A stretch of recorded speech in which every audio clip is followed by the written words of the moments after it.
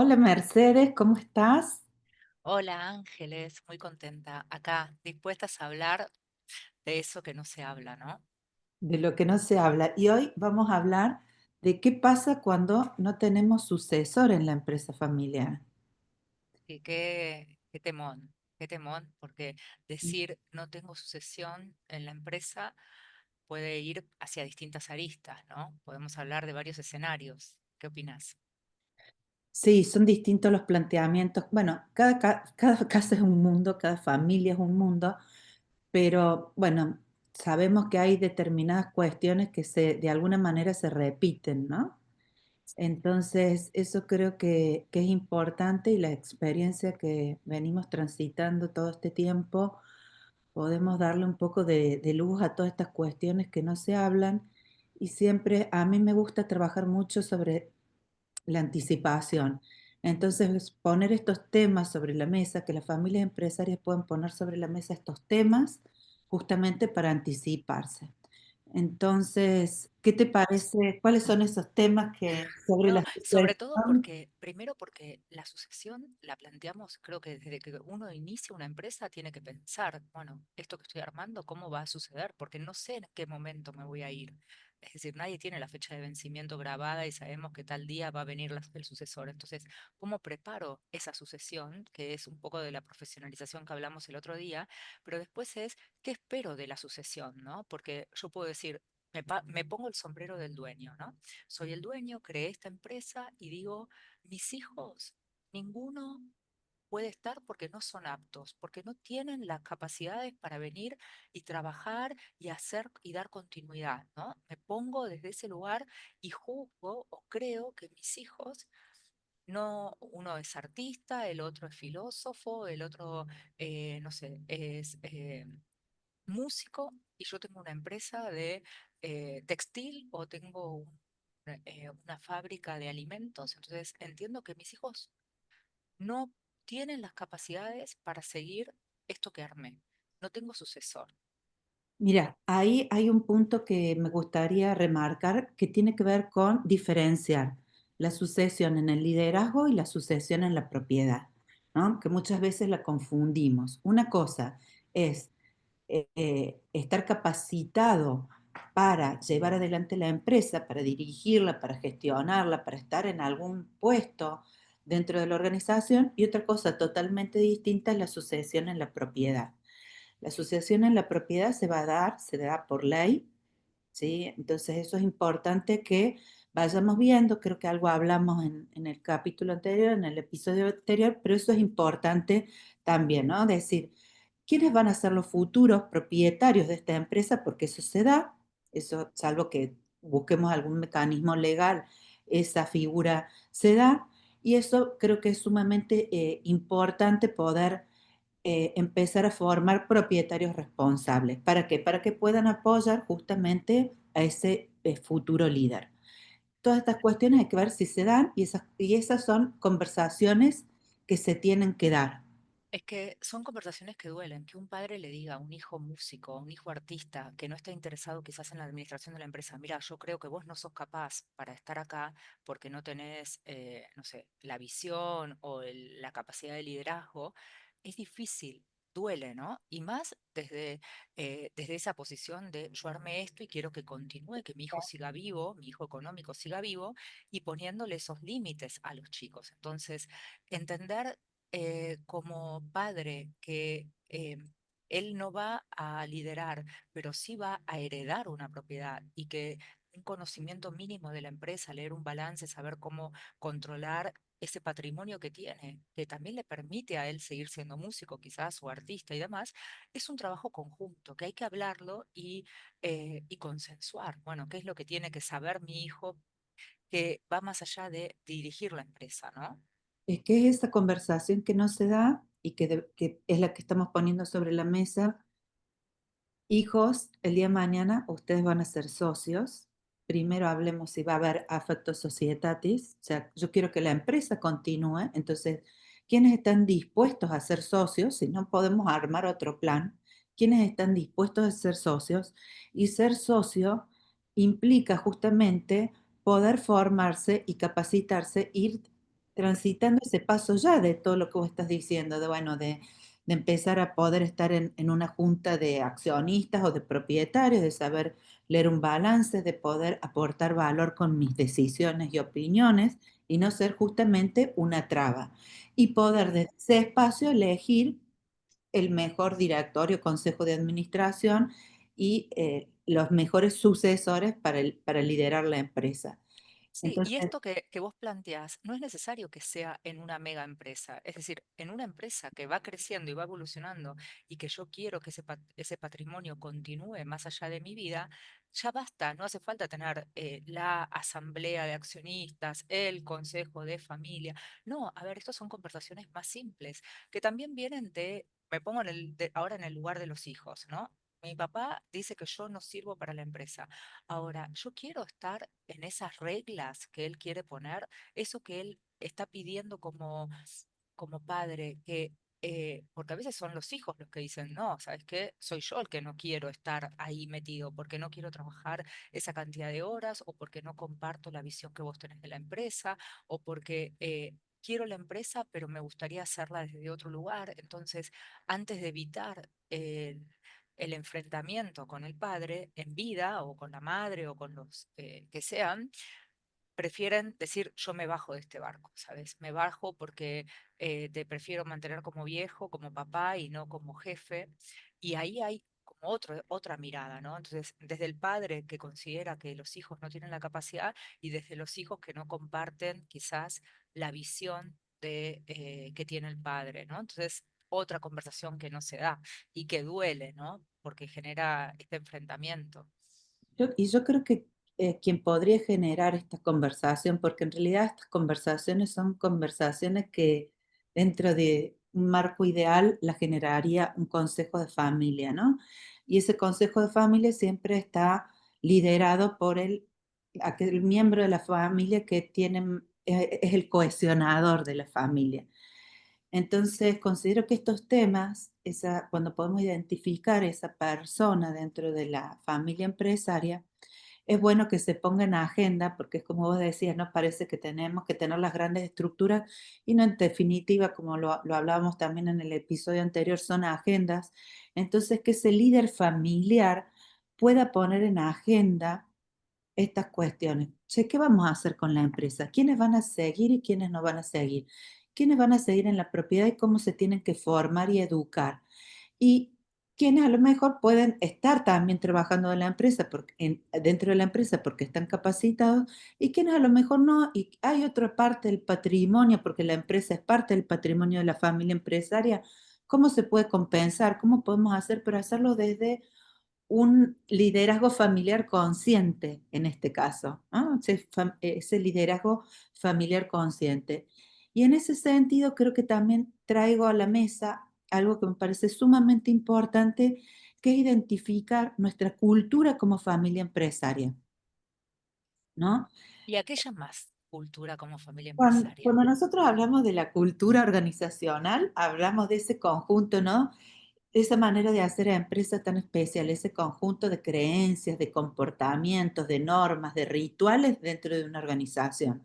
Entonces yo hago el paralelismo dentro de la familia empresaria y digo, bueno, ¿qué creencias, normas, rituales también tenemos en relación a la empresa familiar, hacia adentro y hacia afuera? Y poder identificar, porque esto que vos traes es justamente el fundador o quien esté liderando, tenemos la creencia de que los hijos no quieren continuar, pero es una creencia del fundador. Y los hijos quizás tienen la creencia de que mi papá no quiere que yo continúe. Entonces hay que poner, ¿no?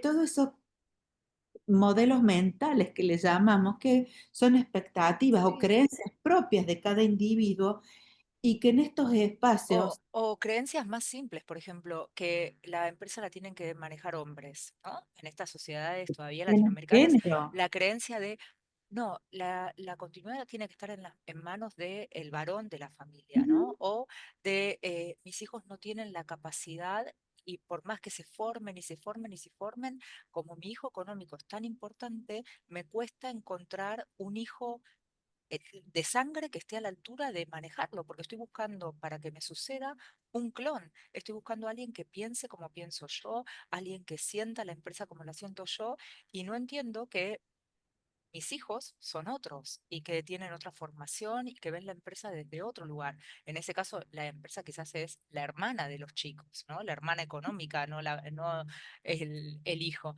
Pero entender a esto ya más, ¿no? Las creencias Bueno, que nos van sí, limitando o los hijos que también pueden pensar, bueno, para mí la empresa me alejó a mi padre, ¿no? La empresa exige, no es compatible con una familia y los hijos que nacieron desde otro lugar, ya económico quizás un poco mejor, que no tienen por qué estar todo el tiempo, dicen, yo no quiero para criar a mis hijos tener que sacrificar mi vida, ¿no? Y ellos vieron que su padre sacrificó su vida por la empresa. Entonces, entender estos estadios de la evolución de la empresa también hacen a que a esta cultura, ¿no? Que ya algo tan importante también que traes, como los comportamientos, las creencias también en relación al diálogo y en relación al dinero.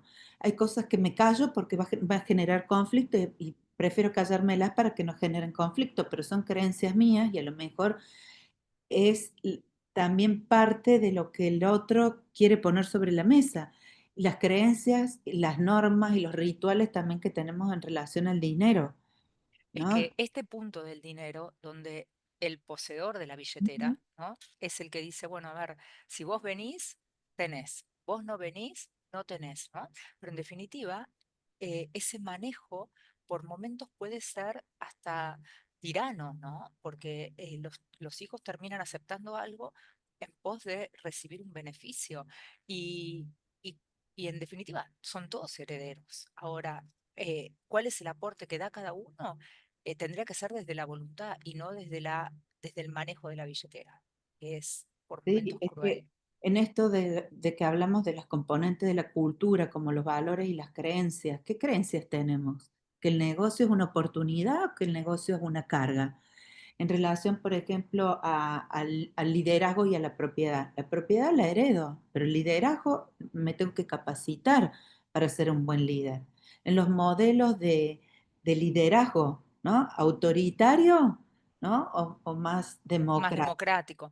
Pero ahí es el otro desafío que tenemos, porque nosotros como hijos, si me paro en el lugar de hijos, vemos a líderes que fueron solos, ¿no? Que mandaron, que ordenaron, que crearon, que marcaron rumbos y estaban solos en el liderazgo. Ahora, ya en una sociedad de hermanos o de primos, estamos obligados a consensuar. Entonces, ese liderazgo que era unidireccional, digamos, o que era más, por decirlo de una forma, autoritario, pasa a ser colegiado y tenemos que aprender a liderar de manera colegiada. Entonces, en esta formación con la que muy bien te distinguiste vos de al principio de, bueno, voy a heredar una propiedad, ¿cómo me preparo para poder administrarla? Por más que no esté involucrado, yo voy a heredar una empresa. No voy a estar metido en el trabajo de la empresa, pero sí quiero chequear que evolucione porque tienen que cuidar mi patrimonio, ¿no? Bueno, desde ahí también implica cómo interactúo con mis hermanos o con, no sé, primos o la sociedad que sea en ese momento, porque voy a tener que mandar desde otro lugar, no va a ser lo que yo quiera, que quizás es lo que aprendí, que me enseñó viendo a mi papá o al pariente o a mi mamá mandando. Ahora son varios. ¿Cómo trabajamos eso en la sucesión, no? Sí, bueno, ¿cómo generamos esos espacios de conversación, esos espacios formales de conversación, no el asado del domingo?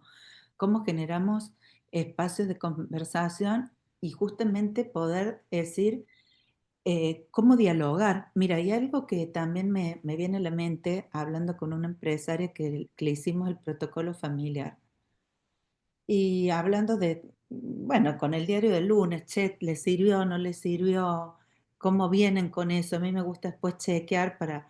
Me dice, mira Ángeles, la verdad que nos sirvió mucho en espacios de diálogo cuando lo hicimos con ustedes, pero ahora sentimos un poquito de sabor a amargo porque claro, cuando tenemos que juntarnos en un consejo de familia solos, vienen las conversaciones difíciles y a veces no sabemos dialogar. Entonces, interactuamos, ¿no? De una manera no tan respetuosa Como familia, ¿no? Que como puedes decir, familia. y no como empresario. no como socios. También esto es la importancia a veces de un tercero que nos pueda ayudar, esto también, buscar ayuda, no quedarnos con que esto no se puede, este mito y esta creencia de decir, bueno, mejor no lo hablo, mejor nos lo callamos y bueno, que después se la arreglen las futuras generaciones, porque eso ya Sí, sabemos lo que va a pasar. se Entonces, patea la la pelota y empresa después descuida y la familia también. también, porque yo hasta ahora no conozco casos en donde los dos sistemas, o sea, cuando uno va en detrimento del otro, en realidad, es decir, por lo general te dicen, no, yo no me voy a pelear con mi hermana por plata, entonces que se la quede. Ese es por lo general lo que pasa, salvo en casos que prefieren destruir todo porque ya se llevan muy mal porque no se hizo nada, pero en los mejores casos, bueno, alguien se queda con la empresa, pero la familia, la otra parte siempre queda con sabor a amor. Entonces, Sí, hay injusticia, ¿no? Hay creo, injusticia. y esto que traigo a colación también del management, lo que dice Drucker, ¿no? Que la cultura se come la mejor estrategia en el desayuno y vos Sí. podés tener un hermoso plan de sucesión, podés haber planificado estratégicamente la sucesión, que si no sabes, no trabajas en la cultura como familia empresaria, si che, no sabemos dialogar, no sabemos hablar, esto nos cuesta, lo tenemos que aprender, lo tenemos que desarrollar. Tenemos que empezar a transitar por estos espacios para quedarnos de la cultura como familia empresaria, todo aquello que es bueno, que nos potencia, nuestros valores, nuestros principios, ¿qué de esto nos sirve? ¿Y qué de esto tenemos que trabajar? Y empezar a trabajarlo, empezar a trabajar con terceros en esos espacios de comunicación, quizás primero poniendo sobre la mesa temas más simples para empezar a transitarlo y bueno, hasta que vayamos generando ejercicio, entrenamiento, como se entrenan los músculos, y madurez para tomar, empezar a poner sobre la mesa todos estos temas más complicados. Pero creo Sí, que lo que... más que nada en pos de que la empresa continúe, ¿no? Que la empresa siga viva, Ujú. porque como el tema que nos reúne hoy, no tengo sucesión desde que considero que mis hijos no tienen la capacidad, y quizás la tienen, pero como no quiero hablar del tema, no quiero enfrentarme a lo que ellos me quieran decir, a su manera de pensar, o a alguien que se oponga a mi decisión directamente no les voy a dar la empresa a ellos, ¿no? Ahora también puede pasar que el propietario diga, no, bueno, los chicos no están interesados, cada uno hizo su carrera, uno estudia, está trabajando en una multinacional o el otro está trabajando en otro lado, les va bien, entonces no eligen la empresa porque eligen otra cosa y no tengo sucesión porque mis hijos hicieron otro camino, ¿no? Que también puede ser válido desde ese lugar de libertad que cada hijo puede tener. Y ahí la pregunta es, ¿cómo soy atractivo para mis hijos profesionales que no me eligieron a mí como alternativa de vida, ¿no?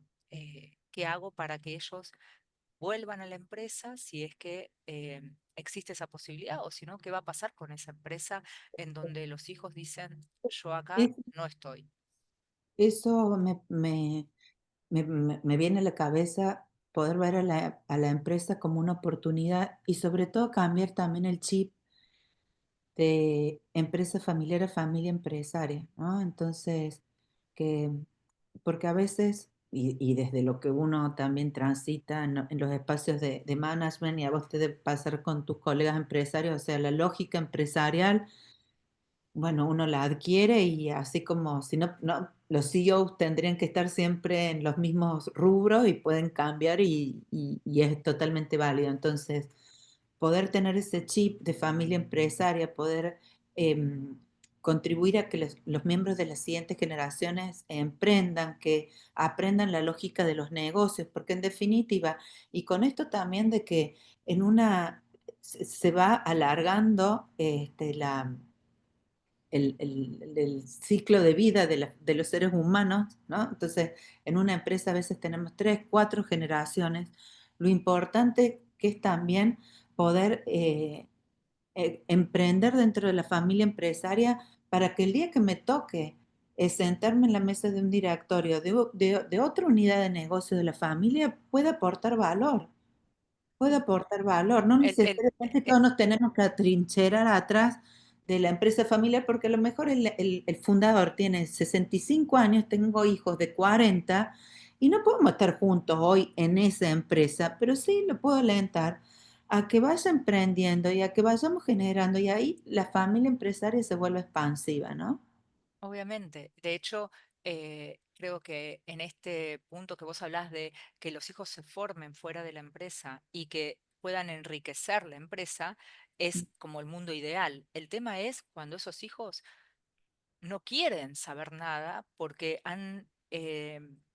tienen un preconcepto o una conversación que no quieren tener con el padre sobre las diferencias que tienen en la gestión que lleva adelante él, ¿no? Entonces, ven mucho más fácil trabajar y generar su riqueza afuera que continuar con un legado de una empresa que quizás es muy exitosa, pero como no comparten el modelo mental de dirección, de la forma en la que se dirige la empresa, prefieren hacerlo en otro lado. Y no son, quizás hasta emprenden su propia empresa familiar en otro lugar totalmente distinto, ¿no? Entonces, eh, creo que acá la gran invitación es también, como lo hablábamos la otra vez, a cómo transmito el amor por la empresa a las futuras generaciones, para que ya sea desde un rol de gestión, de que lo tengan que liderar, o de propietarios que tienen que poder administrarla, la amen y la cuiden, ¿no? Para que siga creciendo porque pueden Sí, hacerlo perfectamente como externos, como accionistas, heredar la empresa y cuidarla como propietario, ¿no? Sabiendo administrar esa propiedad. Pero para eso la tienen que querer. sí, quererla, formarse, educarse y generar espacios, estos espacios de diálogo, básicamente, ¿no? Sí, Y aunque poder- duela. aunque duela, aunque duela. Bueno, aquí tenemos padres que creen que no tienen hijos, hijos que no quieren la empresa o que eligen su propio camino. En todos los casos son situaciones en donde como propietarios decimos, ¿quién va a continuar con Sí, esto? y bueno, O quizás no tengo directamente, no tengo herederos de sangre y ahí se plantean otros escenarios, ¿no? sí, bueno, estamos hablando mucho de lo que es la transición de la primera a la segunda generación, pero bueno, mayor complejidad se da en la tercera generación, cuando a veces los primos ya son tantos y a veces te dicen, che, no, ¿para qué quiero tener un 5% de algo que es una bolsa de Sí, gato, ¿no? sí, Entonces, la importancia de profesionalizar, también están del otro costo, ¿no? Yo quiero estar en la empresa que fundó mi abuelo porque me da mucho orgullo y quiero estar. Entonces, ¿cómo empezamos a transitar para que las siguientes generaciones la quieran desde ese lugar? Y para mí, para que la siguiente generación la quiera, es la generación actual la que tiene que trabajar para que los siguientes, los futuros propietarios se elijan, ¿sí? Porque de por sí eso no se hace, se construye y es todo un trabajo. Así que bueno, y es un trabajo sano, ¿no? Porque a veces uno dice, bueno, voy a abrir esta bolsa, ¿para qué? Para que la empresa continúe. pero bueno, eso, la invitación es a generar espacios cuidados, a Sí. generar agendas. Esto es lo que sería en un marco, en un mundo ideal, es la actividad que genera un consejo de familia. No tengo consejo de familia porque, bueno, estamos desprofesionalizados, todavía no estamos tan ordenados, Ángeles y Mercedes. ¿Cómo empezamos? Y Bueno, bueno, ese ¿cómo libro empezamos, Ángeles? Llamamos un día, che, nos juntamos fuera es de la empresa a hablar de la empresa, ¿no? alguien siempre tiene, yo siempre soy muy amiga del responsable. ¿Quién va a ser responsable de esta agenda y de estas conversaciones? El que está liderando en la empresa no puede porque está con un montón de cosas, entonces esa persona no puede tomar esa responsabilidad. Entonces buscar ese cohesionador en la familia. Por ahí es el Sí, otro cónyuge, ¿no? Algún sí, la hermano madre, el alguien, que, ¿no? el que levanta el teléfono y dice, comemos un asadito este sábado, Este sábado. ¿entienden? Bueno, es el cohesionador. Bueno, esta invitación no es para el asadito, es para juntarnos. Hay distintos formatos, fuera de la empresa, en un lugar, en un hotel. algunas familias les gusta irse un fin de semana y armar una agenda más lúdica, pero donde se ponen estos temas. ¿Para qué? Para estar más relajados, más distendidos. Entonces el lugar y la forma es muy importante, que sea un lugar imparcial, ¿no? Que un miembro, el cohesionador, tome esta agenda y empecemos a transitar estos temas. Che, bueno, ¿qué les gustaría que pase con la empresa futuro? ¿A quién le gustaría estar? ¿A quién sí y a quién no? Reconocer también un ejercicio que me gusta hacer mucho es, nos sentamos todos y reconocemos, escribimos en un papel qué reconozco, qué talentos tiene cada uno de Claro. nosotros, ¿no? Che, ¿qué talento le reconozco a mi mamá, a mi papá, a mi hermano, a mi otro hermano, ¿no? Todos los que estemos sentados ahí. Y empezar ahí, ¿qué valores? ¿Cuáles son los valores que profesamos? ¿Cuáles son esos que nos hace fuertes? Bueno, y después, bueno, y empezar después a trabajar en los aspectos de la cultura. Che, ¿cómo nos comunicamos? ¿Qué creencias tenemos? ¿No? Empezar a transitar. Y desde ahí, quizá con la ayuda de un tercero, de un profesional, los que pueden, los que no, empezar a darle forma a esto, ¿no? A este plan. Pero Ángeles, te propongo algo para los que nos están escuchando en el momento que nos escuchen. ¿Por qué no les dejamos abajo de este videíto las preguntas bases que podrían llegar a guiar a esta primer reunión convocada para quién va a estar en la empresa, qué vamos a hacer con la empresa?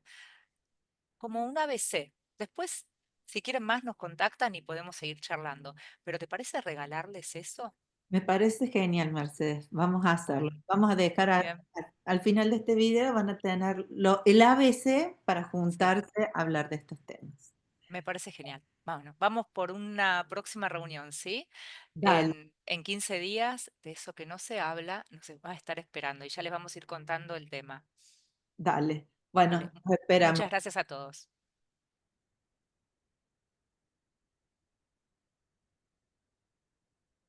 Yo que tengo que